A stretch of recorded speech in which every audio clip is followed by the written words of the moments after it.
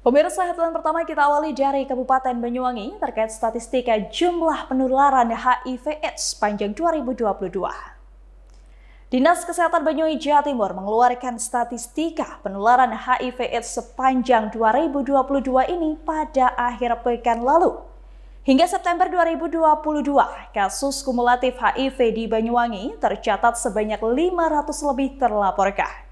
Pihak Dinas Kesehatan pun terus berupaya menekan angka kasus HIV/AIDS agar tidak semakin merajalela. Banyuwangi menempati peringkat kedua se-Jawa Timur kasus HIV/AIDS.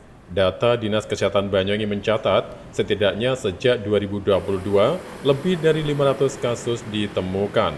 PLT Kepala Dinas Kesehatan Amir Hidayat menyatakan, usia paling tinggi penderita HIV/AIDS di Banyuwangi adalah kalangan anak muda.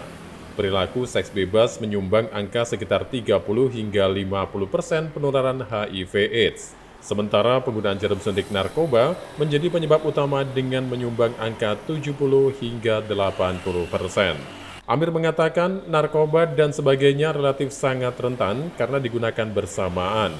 Menurutnya, saat ada satu kasus, maka satu kelompok akan positif. Selain itu, tingginya angka HIV/AIDS di Banyuwangi juga disebabkan dari beberapa kelompok lesbian, gay, biseksual, dan transgender atau LGBT.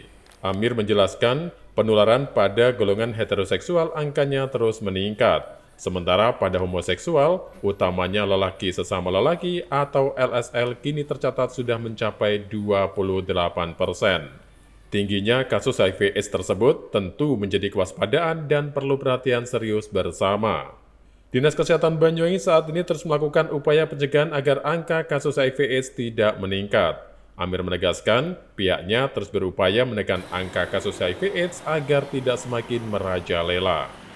Saat ini ada kurang lebih 500-an kasus HIV/AIDS di Banyuwangi, 28%-nya itu dari LSR, laki-laki. Jadi dari kalangan LGBT.